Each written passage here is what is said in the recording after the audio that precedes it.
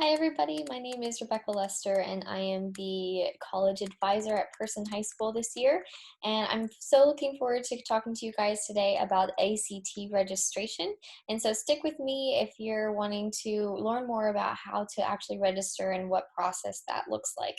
And you can follow along with this registration video as you're going through your own registration. That might be the easiest way to get the most out of this video.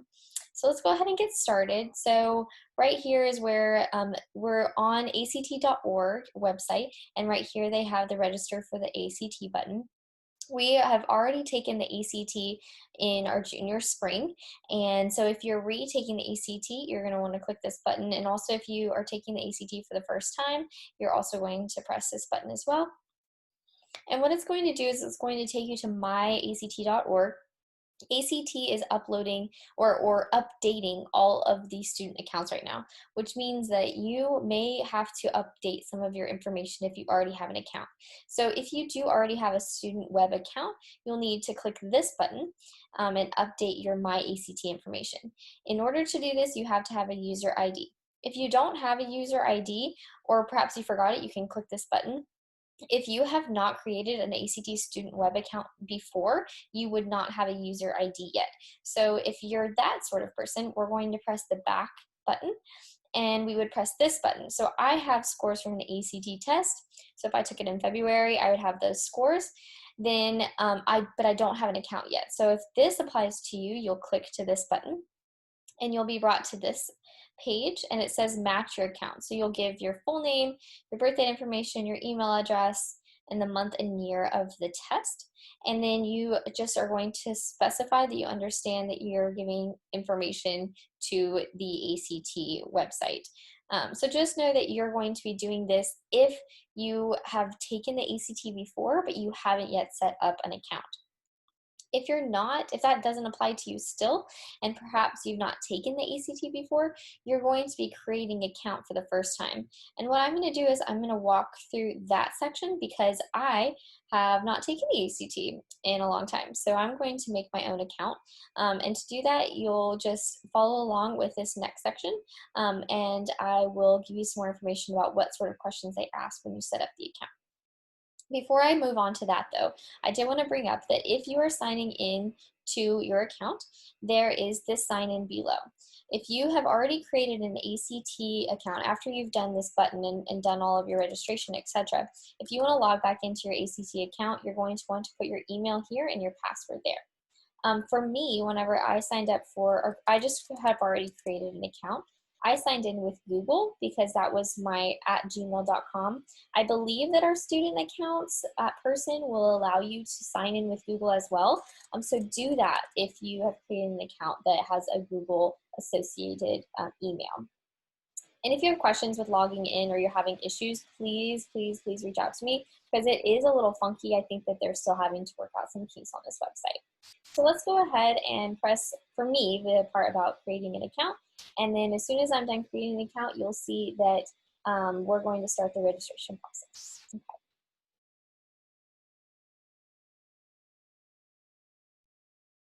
Now that you've created an account, you'll be brought to this welcome page, and it will ask you a couple questions, including if you're a student or not, if you have high school information below, and then you're going to go ahead and search for your school. And if I want to search by state, I can type in the N, it'll bring me to the section of the N, so I can find North Carolina. And my city is Roxborough, so I'll type in the R, it'll bring me to the R section, and I can find Roxborough here. It'll ask you to fill in your high school, so it's Person High School, and my graduation year is going to be 2021, and then you'll select Next. Then you're going to be brought to this welcome page here. And so you're going to have the option to select things to prepare for the ACT. Again, I have free resources, so please know that you can always come to me and find more of that information, okay? They also have contact information, so if you ever need to call them, you may, and so this is kind of your home page. And the next thing you're going to want to do is you're going to register for the ACT because you're going to want to start getting registered for a test. So let's go ahead and get started with that registration. So here we're going to type the registration for ACT registration. And what you're going to need is a few minutes to finish the registration. You're going to need a payment method of some sort. You can use a fee waiver as well. Come talk to me if you want to know if you qualify for that. Your high school grades and courses will also have to be entered, and your photo ID is going to be needed, just a photo. And I can show you how to upload that in a little bit. So let's go ahead and get started. So here we are with beginning registration, and I will be testing in the United States. Do we need English learner supports? None needed. And choose your test option, see which colleges require writing. I know that one of the colleges I want to apply to, because I did my research before, wants writing, so I'm going to go ahead and do the full ACT with writing. Please make sure you check with the colleges that you're applying to know if you actually need to have the writing section or not. And I recommend doing that before you sign up for the ACT. Go ahead and have that information ready so you know who needs it. Now that we've selected those things but the full ACT with writing, we're going to have to choose a test site near us. And so if your location from where you live is not the Person High School, you can always change that zip code to the Person zip code 27573 and press go. And this is what you're going to be offered for Saturday the 12th and Saturday the 19th. And then you can also select these October dates. It looks like no seats are available for those. So you might have to select this page right here that says show farther sites, which will then allow you to see if there are any tests available there. So just know that you're going to be searching by date, and then you can also search by site. So if I want to search for Person High School, I know that one is available February 6th, and it looks like there are also some in here at Halifax that's a little bit closer. So just know that you're going to have a couple options on how you choose your site. It just depends on how close you want it to be to your home, and then also what day you want to be taking the test. I recommend everybody be taking a test before their applicable deadlines. So for early action and early decision students, you're going to want to be taking them before November. And then for students who are regular decision, you're going to want to be taking them before January. So just make sure that you're checking the dates for your applications, and also checking if there are any available tests on those before those specific dates for you close by, or if you're going to have to find a way to travel. There are also online options for taking the ACT, and if you have more questions about that, please let me know at a later date. Okay, so now we're going to go ahead and move farther along. I'm going to go ahead and select what we had been looking at originally, which was this September time. So if I go ahead and select this test, I'm going to add it to my cart. And then it will take me to this page, which is my shopping cart. So it shows that I have an ACT test with a writing section. It's going to be on September 12th at 8 a.m. at the Halifax County High School. This is a Saturday, and this is the location along with the price. I can add a fee waiver here and press the apply button. So go ahead, if you want to see if you qualify for a fee waiver, come talk to me, and then you will enter the code from there, and your subtotal will be $70 if you do not use a fee waiver. And you do have a total of 60 minutes to hold your seat, so make sure you're following that timeline whenever you're doing your registration. And then you're going to go ahead and proceed to check out. Before we move on to any more personal information, the ACT does want to know if you want to purchase any study prep materials, and so they've listed a couple options below. However, if you notice, these are all pretty costly, and so please come to me if you want to study for the ACT, because I do have free resources, and there's also the official ACT study prep guides that are online that are for free. So please come and see me, or see back to that previous presentation that has a couple links to free resources, and I will also send those out through a newsletter or by other means so that you can access those free resources. So please don't feel like you have to pay for these. I would suggest coming and talking to me or finding free resources on your own to prep for the ACT. But otherwise, you can just go ahead and click this Save and Continue button. And now you'll see a space to add your personal information. And so you'll see your name, an email address, and your birth date listed there. And so make sure that that's completely accurate, because they will use that to verify your information with your admissions ticket. A reminder that at the end of this, you will be printing an admissions ticket, and make sure you do so, because you'll need that whenever you visit the test site. So what you're going to want to do is there's a section for you to upload a photo, and you do have to do that by a specific date. However, I'm going to go ahead and recommend you do it as you're registering. And the best way to do that is go ahead and click this Add Photo button. And we're going to press the Upload button here. Sorry for the blue box, it's covering everything up. And I have a photo in my desktop that I'm going to use, and so I just click it, and then it will appear with my photo. And if it's a good representation of you can click Accept, and it'll be used to verify your identity when you're there, and we'll take other measures to in addition to this photo to verify your identity. So that includes bringing your ID. You'll need to take your ID when you're there because they'll also ask you for that. And they'll include this photo whenever you have your school report that's sent to your school. So again, sorry about this little blue button, but you're going to go ahead and say accept that photo. And now that you've uploaded your photo, it'll take you back to your screen, and it'll ask you if you need to change your photo, and it again will show you your Person High School class of 2021 information as well as your school code there. And after you've uploaded your photo, there are some sections below that area that you'll want to fill out. And all of these are required questions, even though they're not marked, so that if you don't fill them out, you will have to go back and fill them in.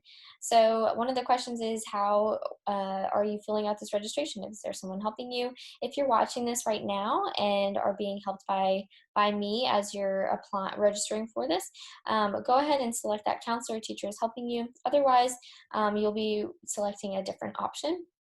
And then you're going to be asked questions about what's your gender, indicate if you have Hispanic or Latino backgrounds. And again, I'm just going to go ahead and select I prefer not to respond on all of these. And you can also do that for race. However, these are all required questions, so make sure you're filling in some sort of response. And then what's your best language? What's your first language? Do you receive the EL services at school? And then when did those last take place? And then you'll also have high school responses about your parents, so that, sorry, not the high school, but the highest education levels. So they're going to ask, what were your parents' experiences?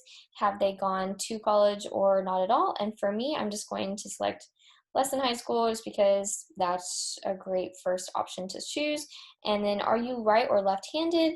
Again, at the testing centers, you're going to have a desk that you'll be working in. If you're left-handed, you can also receive a desk that will suit you better as you're taking the test. So you can choose which one you are, and then they can provide that desk for you. And again, they're going to have sort of like the SAT, this Educational Opportunity Service, where you have your information sent, or they will be providing you information about specific colleges, scholarships, and other educational programs. And so you can select that you would like to do that or not. I will select no for reasons because I am not in high school, but you guys may want that information, so you can select yes. And there again, a little bit more information about where your information will be sent. So now you're going to save and continue and move to your high school resume. This is basically a part where you're going to fill in a lot of your information about how many students are in your high school, what's the following, which of the following is closest to your high school rank, and those sort of questions about your high school experiences. And these are specifically too for EOS. If you did sign up for that service, they can recruit you for admissions and scholarships. The colleges and agencies can do so.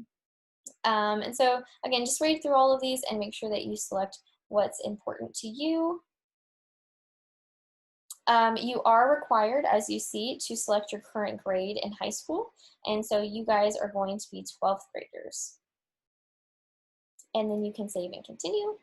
And these are your high school courses and grades. These are going to say whether or not you took a class or not. And this is to say, they're wanting to know if you've taken these classes. So that's what you'll be marking down. And there are more instructions there. For me, I will not be filling any of this out because I did not take those classes. However, you guys will be doing that. And also you can mark whether or not you took the English, AP, Accelerator, or Honors classes. So that's your English section. And then you'll be going to the next page, which is all of your math. And then you'll also have to fill in your natural sciences and your social studies, as well as your foreign languages. And then you'll also have the art section. Did you play musical instrument or do you do painting? Are those the classes that you took? And so now we're going to move on to the college plan. So they're going to ask you about how you want to pay for college. And so these are questions that refer to are you going to be applying for financial aid, which is the FAFSA. I do recommend everybody try to apply to that if you think that you should be. And also come talk to me if you have other questions about it. And then it does ask, do you prefer to attend a college within a maximum yearly tuition? And there's a couple selections there. And then just a couple more questions about your total combined income of your parents, which is listed here. And then if you plan for financial aid for students, the colleges need to know the financial background of their students. So that's just basically an information about, your colleges are going to receive that information, so they need to know that. And so then you're going to have a question about if you expect to work while you're in college. So that would be like work study or having a part-time job. And how many hours per week do you plan to work during your first year of college? So that's again referring to the job. So you're going to be answering those questions, especially related to the EOS. If you're doing those educational opportunity services, you're going to want to fill that information in. Again, all these questions, even the ones that were listed before in terms of your high school experiences and classes that you took, are not required, so you do not have to fill them out if you do not want to. And now we're getting to a section on our college plan. So these are questions related to your college major. What are you interested? How sure you are about that major? Also questions about your occupation. What kind of career are you interested in? And also how sure are you about that? As well as the type of education, the level of education you're trying to pursue going forward. These are required questions. So you can always select undecided if you would prefer to do so. However, if you do decide to pick like specifically architecture, you can have sort of a specified occupational section below that. And then what you're going to do after you choose your undecided or anything like that, you'll go ahead and choose your education level. And again, you can choose other if you prefer to do that. Let's see if these other two options are required. And they are. So make sure that you say, I'm very unsure, I'm not sure, whichever one applies to you. And the next two information pages are going to be optional. However, they are questions about your needs and interests at college. So for instance here, what do you need assistance in whenever you get to college? Do you need help with expressing your ideas in writing, improving math skills? And then also indicating your interest in college enrichments, which includes independent studies, first year honors courses, and also studies in another country. An independent study is basically where you have a semester or two where you can devote time to studying a specific research topic. And again, these are listed here on the screen if you have questions about what they actually mean. Again, these are not required classes, but you can also required questions, but you can fill them out if you would like. And then this next question is the final info question, and it says find the right college. So are you planning to enroll as college as a full or part-time student, following the types of college, attending a college that is, coeducational or not? Coeducational means both males and females will be there, or do you want to go to an all males or all women's college? You can do that as well. So just a couple questions about specific college types. If you have questions about this sort of stuff, like what are your actual preferences? You can come and meet with me and we can talk through some of these questions and see what sort of college matches your preferences. And so again, these are optional questions. And you can also have this drop-down section to determine which is your most important and least important factors of college. So again, not required, but you can fill them out if you'd like. Your score preferences are basically where should you send your scores. And this is a really important part, and you have to do this for the SAT, which includes sending your scores to a specific school. So here you're going to have a category to see all the items, which includes list all by US, list all by non-US, national scholarships, vice president and senate, house representatives, etc. And these are questions referring to your schools. So if I want to look up North Carolina schools, I would type that in, and then these will come up with a list of schools that I can send mine to. So say, for instance, I want to send my scores to Alamance Community College because I'm applying there and I know that they need ACT with writing. I can do that, and then they say it's free, which is exciting. So just know that you are going to be selecting a school to send your scores to. And so again, you can use 6 recipients for the ACT, and the first 4 are free. So get that, your first 4 are free. And then you'll list in order of preference. So if Alamance is not my first choice, I can choose a different school. So say I want to go to Appalachian State, it's going to appear here, and that will be my 1 or 2, but I prefer Appalachian State first. So that's going to be my number 1, and that's my number 2, and I have 2 more free options. And again, these are more tips and facts about your scores. And if you have more things about where to send your scores, you can do that, or come and talk to me and we can talk through that the score sending. And now that you have submitted 4 colleges to receive your scores, you will then walk through your preferences list. Now, there is a note that you are sort of timed in this. You don't have a lot of time to fill out this information. So make sure that if you need to do this, you do it in a timely manner. But they will just be notifying you that they're going to be sending you a notification to your email address about specific things, which might include the updates made to your system, marketing notifications, test score details, and test details. You can fill in your parent information here, which is your parent's first name, last name, and email address. That is so that they can receive notifications on your behalf. And that way you can get them on the same page as you in terms of your ACT information. And now you're just going to go ahead and submit and save your content so that your preferences are saved and you can move forward to the payment and review section.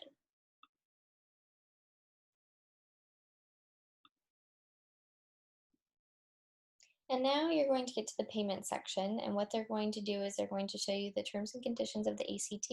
And once you select that you understand and agree to the terms, they will show a section for you to pay for the test. And if you had a fee waiver used already, you do not have to enter that information, but they will have that populate below. So in terms of the terms and conditions that I wanted to touch base on, they do want you to provide all of your ACT information as accurately as possible. They will be referring to your ticket, your confirmation ticket that you'll get at the end of this, and they will need to refer to that to verify your information. And also just know that you're the person that you say that you are. So make sure that you're including all of your information correctly on these prior pages, except for those ones that were not required. As for these couple sections below that they talk about, I do recommend that all of you read it. However, I'm going to touch base on prohibited behaviors and then items brought to the testing center. And so that's section 5 and 6 that I just wanted to touch base on. Also, before I go on to that, section 4 talks about verifying your information. You will have to provide some sort of identification when you're there, and you can click this website to find out what kind of IDs they're allowing. So that would be like a driver's license, for instance. So just make sure that you are using the correct identification when you go to the test center. Otherwise, they may make you not allowed to take the test. They might just tell you to leave. As for the items that you're bringing to the test, they do have permission, as their rights and conditions that you're referring to they do have a right to inspect all of your the materials that you bring into the room. So that includes bags and things like that. So make sure that you are bringing only the items that are completely essential for your test taking. And they can also take those if they are in violation of the terms and conditions, and retain them during the period of the test. So make sure you know that and that you just bring those essential items. As for prohibited behavior, they are really stressing here to be honest while you're taking the test. No cheating is allowed, and no watches actually are going to be allowed. You cannot wear a watch during the test administration. They will be removed and have to be placed upside down on the test if you do bring it in. Make sure that you're using a correct calculator. So they do have prohibited calculators listed here, and so you can go to that website and find out what calculators are actually acceptable. And you're not allowed to use highlighter pens, colored pencils, or pens at all. So just know that you would have no dictionaries or aids while you're there. And scratch paper is not allowed because they should be providing you with enough paper to take those tests. So just know that there are those specific things that you are going to need to read through and know about while you're registering and thinking about taking that test, okay? So once you get through the entire, you have to scroll all the way down, you can select this checkbox, and then you will be able to look at your credit card information. Again, fee waiver people, you are not going to need to enter that information, I do not believe. and then you'll press the continue button. Unfortunately, because I have not filled in any of this information, they will not let me go to the next page. So just know that at the end of this that you'll be receiving a ticket in which you need to print, and that is your ticket into the test center. So make sure you have that as well. And just know that if you have any questions about the registration process, you can always reach out to me. And then you can also check back to that previous presentation that has my contact information and everything else that you'll need in order to know what to take to the SAT and what other information that you might need in terms of prepping and studying. But thank you so much for watching this video, and I hope it's helpful and can get you to registering for the ACT. And if you're retaking it, good luck again. And if you're taking it for the first time, good luck on that one too. Thank you so much.